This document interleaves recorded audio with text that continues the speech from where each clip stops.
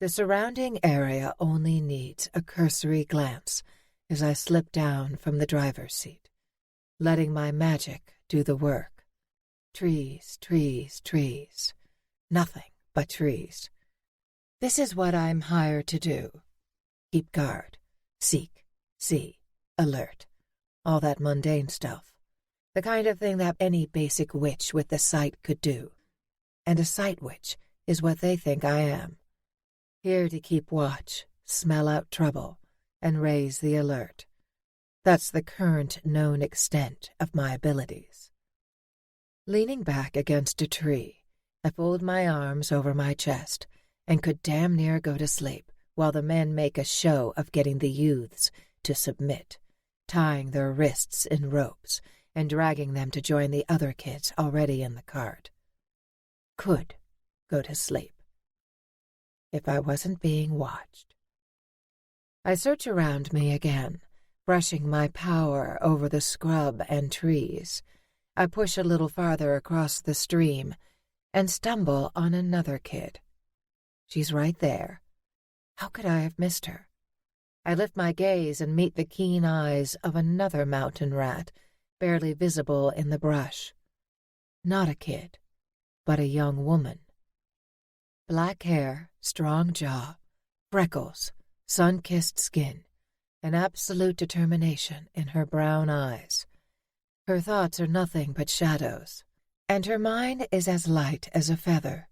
Too light, because clearly she's managed to get close without triggering my magic. I suppress a smile. This is interesting. Far more interesting than more slaves, or the thought of more days riding and camping with these vile men. Now that I know she's there, it's impossible not to hear her thoughts. I have to save them, have to get them out of here. Then I'm going to throw Brenda and Renee off a damn cliff. No threat about it, 100% fact. Damn it! Like an open book, only some of it's in another language, which is not how my magic works. People are closed books unless I consciously open them. My magic is like lockpicks into a mind, not a key, and I have never before found a door to be already open. And I never thought I would, because someone like her isn't supposed to exist. She doesn't falter, silent and still, watching the scene unfold. Determined to intervene because the kids are in her charge. I understand all of this immediately. Most people think in words, unless they're deaf from birth, then in pictures. Either one is easy enough to decipher. But this girl, she thinks in impulses. Move, stay, get, protect. All primal, all strangely entrancing. We have to move now, she announces, retreating and throwing herself onto her horse's back without rustling a single leaf. They're communicating. More impossibilities. Curiosity overcomes me. Her use of magic, the way she pulls and manipulates power. I've never seen anything like it. And I want to see more. I shake my head, one hard instruction. She hesitates, and a wicked sense of delight fills me. Selfishly, I push my magic into Zach's mind, finding his train of thought and piggybacking onto it, bending it ever so slightly to my advantage. Success. We must camp, rest, hunt for more mountain rats. May our bellies be full and our purses fuller. The men should split off into the forest to hunt for food. The afternoon is young, and there's more stock to be found. He doesn't take much to convince, twisting the idea so he thinks it is his own. A second later he announces, "We camp here." Now, how much can I trust the girl to wait for the right moment? Not enough. I can't help myself. Soon, I coach. Patience, wait for the moment to be right. I send her the suggestion, but it bounces back. Now that's new, too.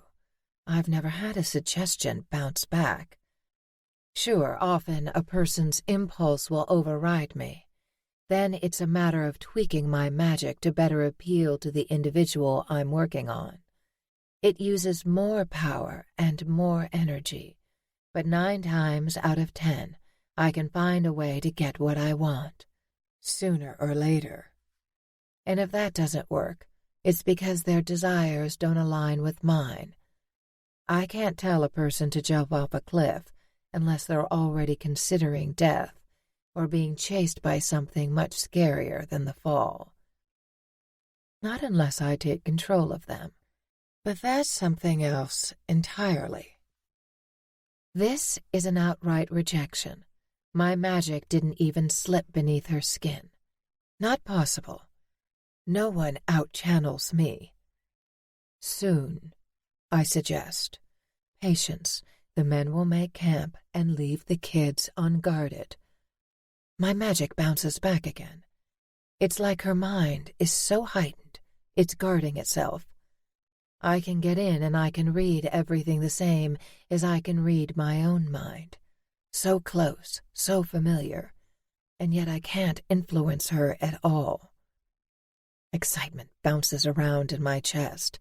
Hell, it bounces all the way from my fingers to my toes. Magic as powerful as mine? Akin to mine, even? I'd given up on such a power combination existing a long time ago. She looks about my age, which makes her a much better substitute slave than any of these frightened little things, and if I leave her here, I might never find her again. But if she doesn't choose her moment wisely, she's going to get herself killed before I can get her alone. I don't mind if she rescues the other rats. Actually, I'd prefer it. But I want her alive. If she attacks while Shane and Kyton are in the vicinity, she's dead. End of story. Zack will see her as a slave, but the others will see her as sport. She's older than their easy catches, more woman, more fight, worth less coin at market, and more tempting.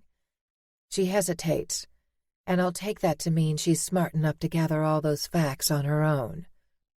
I inhale and begin to unravel the magic inside her, looking away so she can't see the silver in my eyes. Even though she's way over there, I can feel the glow of her channeling magic, like the gods simply dipped her in a vat of the stuff. But no one has ever spent a second of time teaching her to use it. Her sight ability is only slightly better controlled. Somewhere deep inside her is a flicker of fire magic, possibly even storm magic. But the strands are so small, not even worth mentioning. So much power, but all of it is wild. Untapped, untainted, raw. Does she even know what she has, what she is? Channeling magic is impossibly rare, and I itch to get my hands on her. But that would blow my cover. "I want a fire here, Cooper," Zack orders. "Shane and Kyton, meet. Go hunting. Now. Move it." Kyton and Shane check their weapons, one grabbing a club from the cart, and another a bow from his saddle, before moving off into the forest. "Right away, Zack," Cooper responds, all but bowing to the head trader, before kicking stones aside to choose a spot for the fire. I send a suggestion to Zack. "Maybe you need a piss." And the guy ambles off into the trees. See? Easy. That's how people should respond to my magic. I wait, making sure the 3 main threats, Zack, Kyton, and Shane, are out of earshot before laying my eyes on the girl again. A sharp bolt of power runs down my spine. Meeting her gaze, knowing she's been staring at me this whole time, has a very unexpected effect. I swallow back my reaction, but fail to smother the grin from my lips. Then nod. This is the best time to attack. Now, to see what she's really made of. Even if she can't fight, I know I've already made up my mind. I'm keeping her.